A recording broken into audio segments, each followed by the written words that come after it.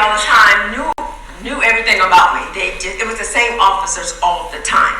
So I had made a deal with these two guys once, and the deal was this: if you give me this certain amount of cocaine, crack cocaine, I'll perform these sexual acts for you. So when we finally walked around the abandoned building where we were supposed to play all this out, they cornered me and said, "You're gonna do this, this, and this, and we're not gonna give you anything." So after they made me do everything they said I could do, they beat me, they stomped me, they spit on me, and they left me there. So when I was finally able to get up and come from around the building, I seen a police officer just standing against his cruiser, just checking out the area. And when he seen me, and I was beat up very badly, I was bloody, I was beat up very. When he seen me, he said, "Well, Miss Cain, we're looking for you." Because I had to fit into a bit of work or something.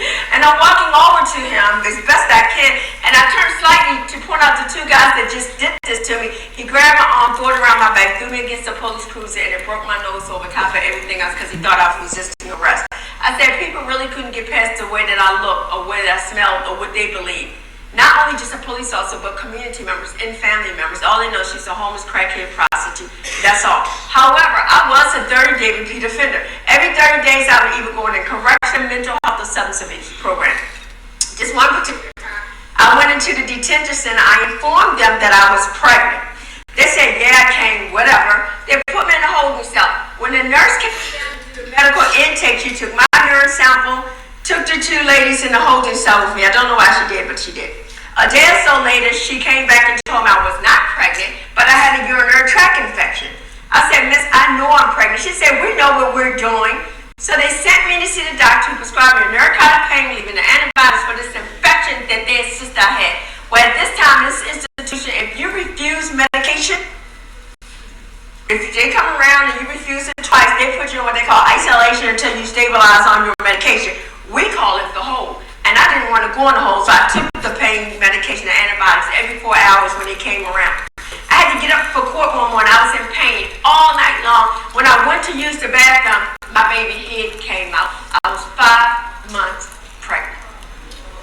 They shackled me down to the gurney and threw a sheet on the bottom half of my body to cover up that my deceased baby was stuck between my legs while they tried to figure out who was going to escort me to the emergency room.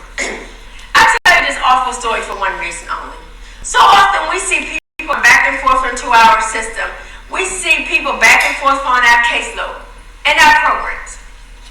But we at times so easily and so rarely make up our minds that everything they say is a lie. We manipulate. We seeking some attention. Now for one moment in this whole facility, medical department, did somebody say, "Hold up. Maybe this woman knows more about her body than we're allowing her. Maybe we should retest her just to make sure we didn't mix up the urine and get this wrong." It could have been prevented. Here where it may get a little tricky.